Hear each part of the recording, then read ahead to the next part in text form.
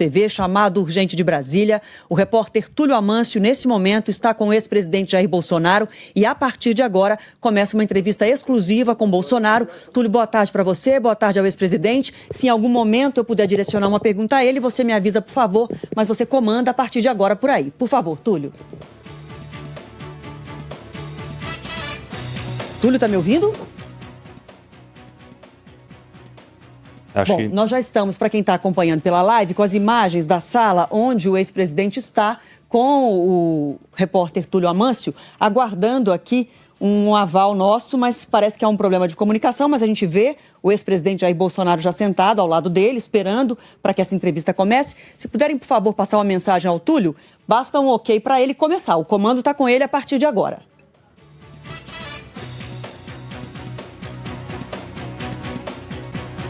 Então vamos lá, começar a entrevista aqui. Estou no escritório do PL aqui em Brasília. Vou chamá-lo de presidente porque, por respeito, é assim que todos os ex-presidentes são chamados. Então vou me dirigir nessa entrevista ao senhor como presidente. Então eu queria começar sabendo como foi esse dia de hoje. Vamos por ordem cronológica. Que horário a PF bateu na sua porta? Como o senhor os recebeu? Como foi a ação na sua casa? Por volta das 7 da manhã, fui acordado com pancadas na minha porta, desci na Polícia Federal. Me falaram que ia fazer uma busca e apreensão. Então, foram em alguns pontos da casa, vasculhando alguma coisa. Não tenho nada comprometedor, porque eu não sou um criminoso. Mas me surpreendeu que veio uma PF, uma mulher, que disse que eu tinha sangrado o dedo, queria ir no banheiro. Eu apontei o banheiro embaixo, ela foi e voltou com o pendrive. Eu nunca abri um pendrive na minha vida. Nunca abri um pendrive na minha vida. Nem tenho laptop lá para você fazer a devida conexão. Não sei. O senhor está falando do pendrive que a polícia diz que encontrou na casa do senhor. Sim, no banheiro, cara. No banheiro. O senhor está dizendo que foi plantado? Não. Eu nunca abri um pendrive na minha vida. Então me surpreendeu aquilo, tudo bem. Pegava também, tinha lá 14 mil dólares. Toda vez que eu sacava dólar do Banco do Brasil, está com o recibo, então dinheiro que veio da minha própria conta. Está declarado esse dinheiro, presidente? Não está declarado, você declara no imposto de renda do ano que vem, tá certo? Agora, esse dólar saiu da minha conta. Todos têm o recibo lá. E 7 mil reais em dinheiro corrente, moeda corrente nacional nossa. E por que o senhor guarda dólares em casa? É uma possibilidade de uma viagem, né? Sempre. E outra, também. Você não vai especular com 14 mil dólares. Eu sempre tive algum dólar em casa com eventualidade. Nada demais, não é crime você ter dólar em casa. Então a polícia levou da casa do senhor o pendrive, os dólares, 7 mil reais e o celular do senhor também. Meu celular, sim. E a determinação do senhor usar a tornozeleira eletrônica. Está em qual pé na tornozeleira? O senhor poderia mostrar para a gente? Não, vou mostrar. É constrangedor. A intenção é humilhar, é desgastar a imagem, porque como não tem nada contra mim, nada, zero, sobra apenas essas questões. Até no inquérito do golpe de Estado, é uma peça de fantasia. Tá? O 8 de janeiro, segundo Alexandre de Moraes, é uma tentativa de golpe. Quem é a pessoa adequada para dizer se era ou não? Ministro da Defesa, José Múcio, falou que não era. Outros 2 ministros da Defesa, Nelson Jobim e Aldo Rebelo, também falou que não era golpe. Foi um movimento que perdeu-se o controle e alguns danificaram algum patrimônio. Eram pessoas normais, inclusive no processo que eu respondo, eu estou como responsável por isso. Eu estava nos Estados Unidos, estava na Flórida, não tem nada a ver com isso. Você não achou nada em celular de ninguém, eu estimulando o que quer que seja naquele momento. 2 tuitadas minhas após o movimento, condenando o que fizeram, nada mais além disso. Cumpri meus 4 anos de mandato, sem qualquer problema, muitas manifestações pacíficas. Enquanto fui presidente, nenhum problema tivemos. Fui embora dia 30 de dezembro, eu não ia passar faixa com uma pessoa com a vida pregressa do senhor Luiz Inácio Lula da Silva. E se eu passasse a faixa para ele, seria a maior vaia da história de Brasília, perante aquele pessoal, né, que estava lá. Fui para os Estados Unidos, fui surpreendido pelo Rio de Janeiro e mais ainda, tentativa de golpe o Rio de Janeiro. Não tem cabimento. E o que o Alexandre de Moraes fez? Pega o Rio de Janeiro e começa a ir para trás até chegar 29 de julho de 21. Uma live que eu fiz. E ele fala que ali começou o plano de golpe. Ou seja, 21 de julho de 21 eu já programei o Rio de Janeiro. Não tem cabimento. Não tem nada de concreto. Nada, zero. Presidente, vamos puxar para esses acontecimentos de hoje, porque é um inquérito novo, né? Sim. Contra o senhor e contra o seu filho, o deputado federal licenciado Eduardo Bolsonaro.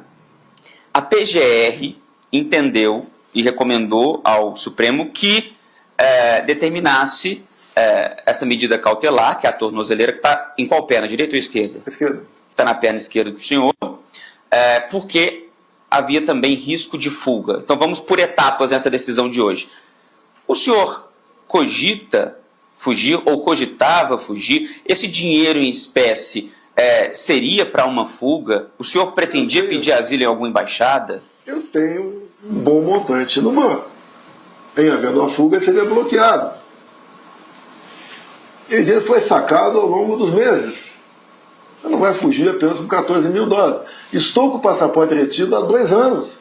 Mas quando o senhor fala que o dinheiro seria bloqueado e o senhor sacou, a ideia é entender que o senhor... Eu tenho dado ao Pix, eu tenho boa quantia no banco.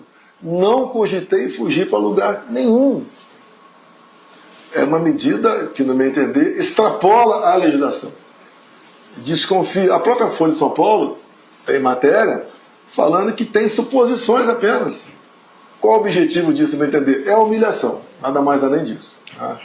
Eu sou uma ameaça para eles, como candidato, que é muito difícil, mas seria, porque quando parece uma pesquisa, eu estou na frente do Lula, e como um cabo eleitoral para fazer uma boa bancada de deputados e senadores. Eles querem fora, completamente fora do processo político do ano que vem.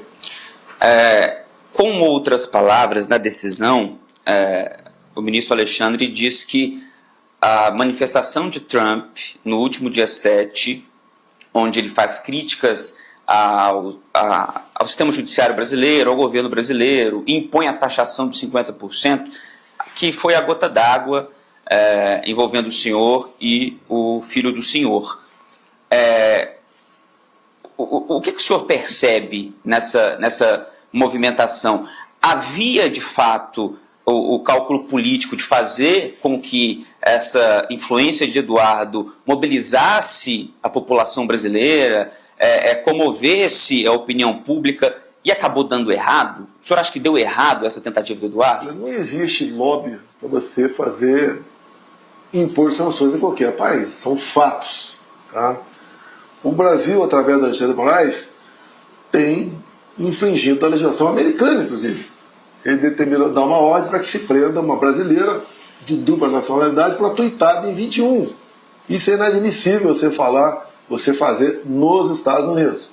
O Alexandre de Moraes coloca no inquérito, num dos inquéritos, a pessoa do Elon Musk. Ele multa a Starlink, uma empresa que não tinha nada a ver com a outra do Elon Musk.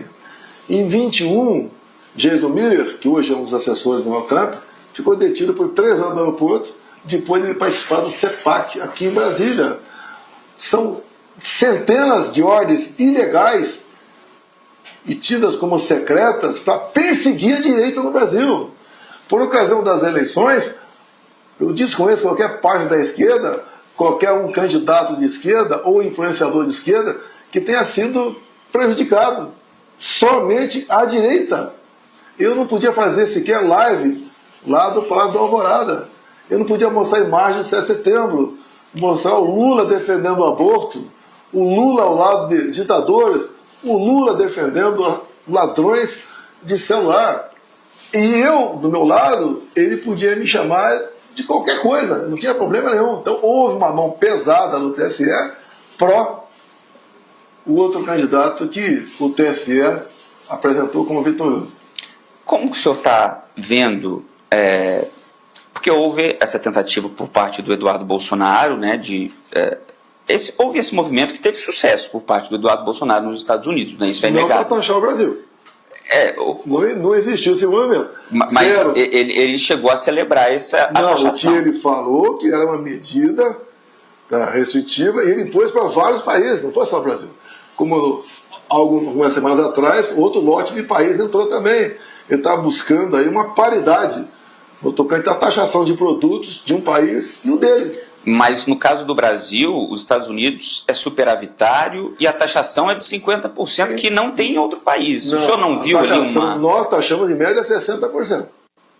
Tá? Não estou defendendo, nem criticando qualquer ação do presidente norte-americano. Tenho profunda gratidão com ele.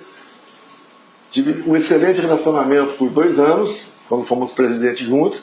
Sei o tamanho dos Estados Unidos, que tem um PIB 14 vezes maior do que o nosso, e o Trump passou a gostar de mim, dado o que nós fizemos. Repito, em 2019, Trump queria taxar o aço e o alumínio no Brasil. Conversei com ele por volta de 15 minutos, ele não taxou. O Lula tinha que estar fazendo contato com o presidente americano, mas ele está o tempo todo fustigando, o tempo todo. Ele está do lado do Irã, desse conflito com Israel, ele está lá do Hamas, ele manda o vice lá na Rússia, né, num evento do Dia da Vitória da Segunda Guerra Mundial, ao seu lado ditadores e criminosos de guerra. Ou seja, ele defende junto ao BRICS que o padrão dólar deixe de existir. O próprio Trump falou, se o padrão dólar já existia, é como se nós tivéssemos perdido uma guerra mundial. E o Lula o tempo todo fustiga. Ele é o responsável por que está acontecendo. Se eu fosse presidente, pode ter certeza que essa questão tarifária seria acertado em umas condições parecidas que foi acertado com a Argentina. A Argentina, 80% dos seus produtos não serão taxados. Os 20% em torno de 10%. Ou seja, como o governo não tem contato, é que pode. Estamos aí há 6 meses do governo Trump. O governo brasileiro ainda não foi nos Estados Unidos, um grande país como o Brasil. O próprio nosso aqui, ministro das Relações Exteriores, ainda não conversou com o Marcos Rubio, que é o seu contraparte nos Estados Unidos. Ou seja, o Brasil está, o governo Lula, se aproximando de ditaduras. E deve mais sanção aí. Não vem me culpar de novo. Trump falou, quem estiver comercializando petróleo com a Rússia vai ser taxado em 100%. A negociação de diesel com a Rússia foi comigo, antes da invasão da Ucrânia. O Brasil precisava de óleo diesel, porque o Lula lá atrás começou a fazer 3 refinarias, enterrou aí em torno de 90 bilhões de reais e não fez nenhuma. Tá? Então tínhamos acertado mais ainda, talvez, eu já ouvi fumaça, que o Brasil importa fertilizantes da Rússia. Eu, no período pré-guerra, fui na Rússia e negociei com o Putin. Tanto é que 30 dias depois, em torno de 27 navios vieram para cá com fertilizantes. O nosso agro não sofreu com esse problema, que o agro sem fertilizante perde a competitividade. Presidente, mas sobre estratégia e popularidade, o senhor não acha que esse anúncio de Trump da taxação acabou se virando contra o senhor? Lula cresceu um pouco na popularidade, a população, segundo as pesquisas, são contra essa interferência dos Estados Unidos, e Lula trouxe para ele o discurso da defesa da soberania nacional, de defesa da pátria, um discurso que era tido como da direita ou do bolsonarismo. Como é que o senhor está vendo isso? O senhor não acha que foi um tiro que saiu pela culatra, não? Um país sem economia não tem soberania. Cada vez mais o comércio está se direcionando apenas para a China. Essas medidas do governo Lula aqui, de peitar o governo americano, o dinheiro do Brasil está indo embora. Com essa história de ricos contra pobres, isso, um pouco mais de 20 anos atrás, a França fez isso daí. O dinheiro foi para a Rússia. Aqui é a mesma coisa. Ninguém mais está pensando com seriedade em investir no Brasil. Eu acompanho os cadernos de economia nossa e poucas pessoas estão investindo no Brasil. O dinheiro está indo para outros países, onde tem uma segurança jurídica. Aqui você não tem. Estamos cada vez mais dependendo do comércio com a China. E a China é um país, como todos os países, né? Tem interesses. Nós estamos perdendo a nossa soberania na economia, dado as posições do Lula, que fica até agora falando, vou comer jabuticaba. Ele é tão ignorante que é chupar jabuticaba, né? Vou comer jabuticaba com o Trump, que você acorda com bom humor. Há poucos meses, ele falou que ia resolver a guerra da Ucrânia com a Rússia tomando cerveja no botequim com o Putin. Ou seja, esperar o que de um cara como esse? Nada. Nada. Mas ele puxou o discurso da soberania para ele. Mas olha as consequências políticas. Eu nem o Eduardo temos nada a ver com 50% do tarifaço. Nada a ver. Nada a ver. Exatamente nada. Tá? É decisão do presidente Trump. E se o governo brasileiro não buscar negociação, vai entrar em vigor esse tarifaço. É 1º de agosto. E todo mundo vai perder. Não é apenas o agro que exporta ou alguns empresários, né? Ou os exportadores. Todos nós perderemos. Presidente, o senhor não vai poder entrar em contato com o Eduardo Bolsonaro, né? O filho do senhor que estava nos Estados Unidos. O pai não poder conversar com o filho, nunca vi isso. Como é que vai ser isso, sim? Já caiu a ficha, o senhor já entendeu a situação? Com a esposa dele, a minha nora. Porque no documento da PF eu não posso, com terceiros, buscar um contato com meu filho. Então eu acredito que eu não posso nem falar com a minha nora. Flávio Bolsonaro, o outro filho do senhor, hoje chegou a fazer uma publicação e depois se retirou, sugerindo que Trump recuasse dos 50% e partisse para sanções diretas pessoais, talvez contra ministros do Supremo, mas depois ele apagou essa postagem. O senhor acha que esse é o caminho? Deixar essas sanções de 50% para não sobrar, no fim das contas, para o Eduardo Bolsonaro ou para o senhor? Não tem que se preocupar para quem vai sobrar. O Trump está impondo tarifas no mundo todo. A China já foi negociar.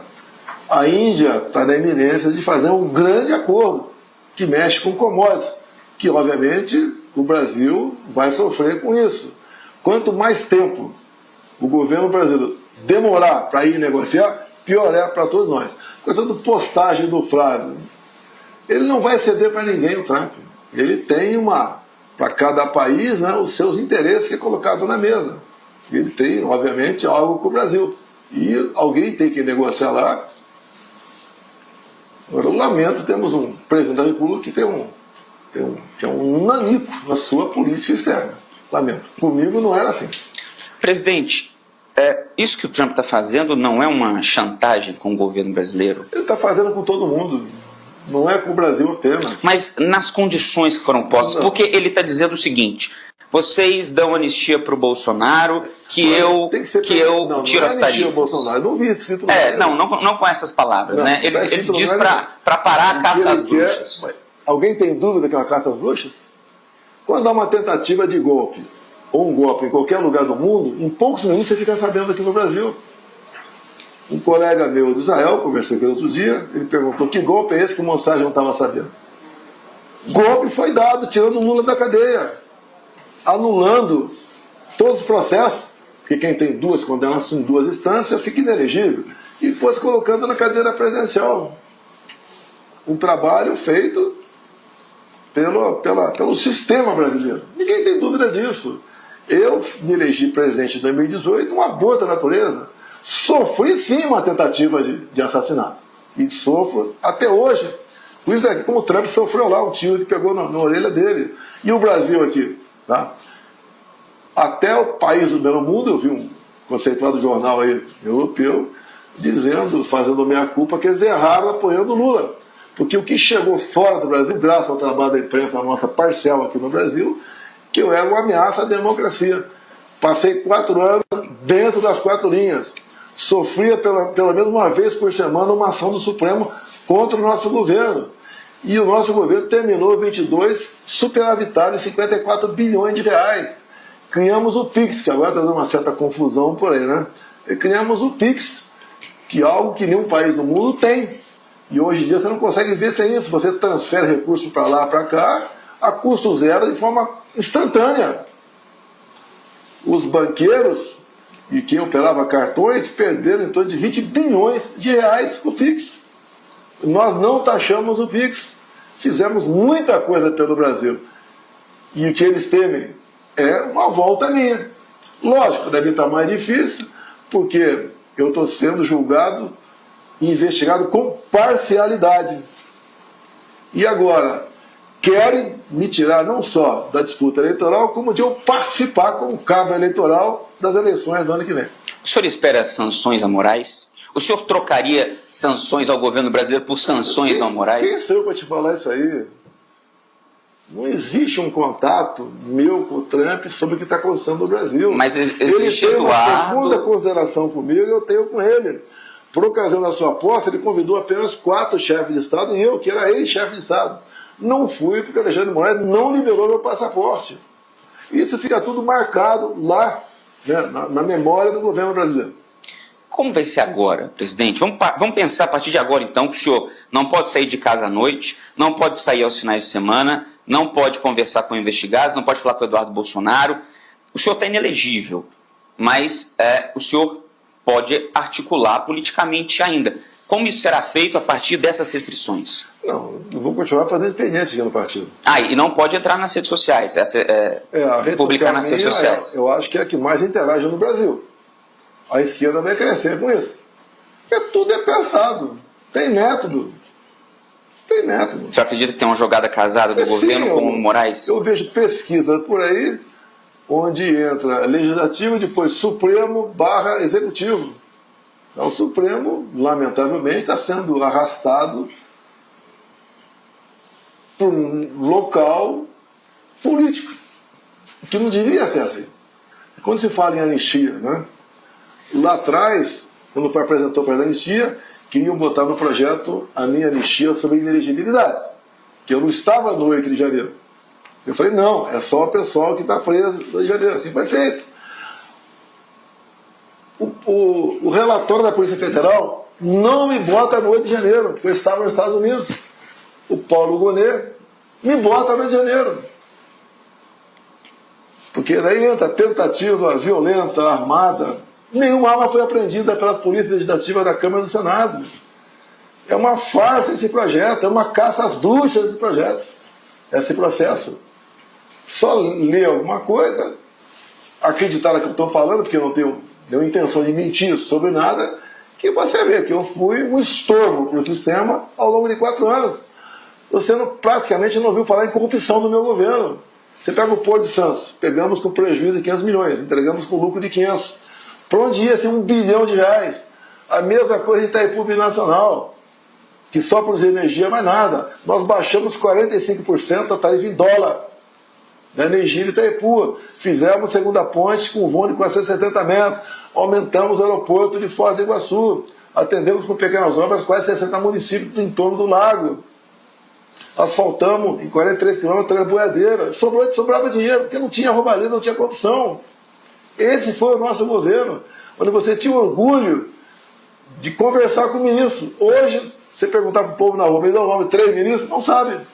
Presidente, a gente já vai encaminhando para o fim, porque o senhor tem que ir para casa por conta da medida cautelar, né?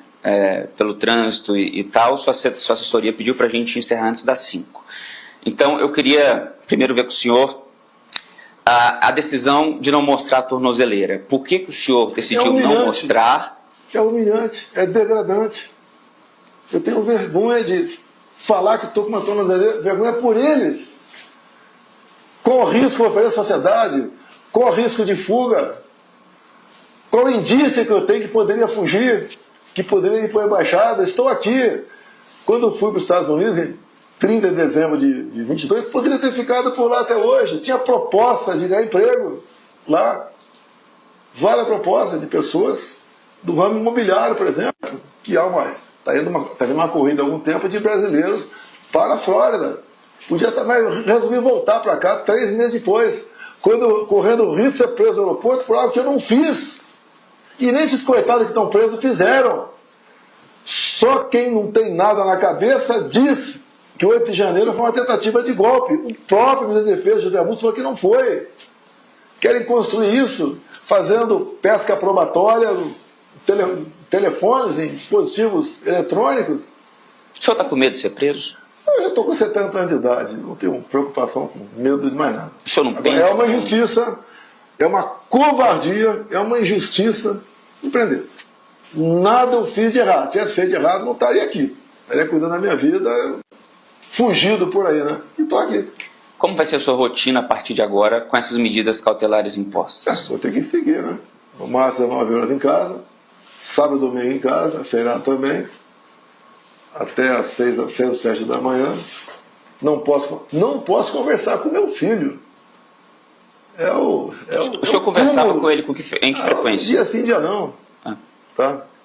Ele tá lá, tenho conversado com ele, queria estar no Brasil, falou que não voltaria para cá porque seria preso no aeroporto. Esse é o momento que nós vivemos. Ele está lá, acusação contra ele e contra mim, atentar contra a soberania nacional.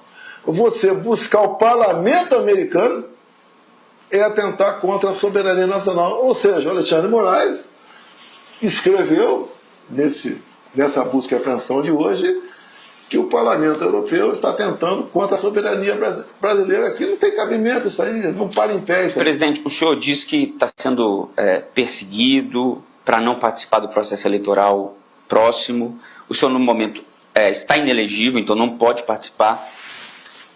Diante de tudo isso que a gente está vendo, quem o senhor pretende lançar? Qual vai ser a aposta? Por enquanto, eu sou candidato. Mas o senhor está inelegível? Por enquanto. Estou inelegível por quê? Qual foi o crime cometido? Reunir-se com embaixadores? Foi a decisão da Justiça. Reunir-se com embaixadores, que é a privativa do presidente. Eu não me reuni com líderes comunitários eleitos pelo tráfico no Morro do Alemão, como Lula fez. E outra elegibilidade, abuso de poder econômico. Eu não paguei nenhum carro de som no 7 de setembro. Acabou o desfile, deixei minha faixa na cadeira para alguém guardar. Eu comi um carro de som, que por coincidência era do Silas Malafaia, e falei com o povo. Acredito, quase 1 milhão de pessoas. Isso é abuso de poder econômico? Se não tivesse ocorrido os dois fatos, seria por talvez eu ter escorregado um papel de bala da minha mão e caído na rua. Seria isso. Esperou-se trocar 2 ministros do TSE para botar em pauta a votação da inelegibilidade.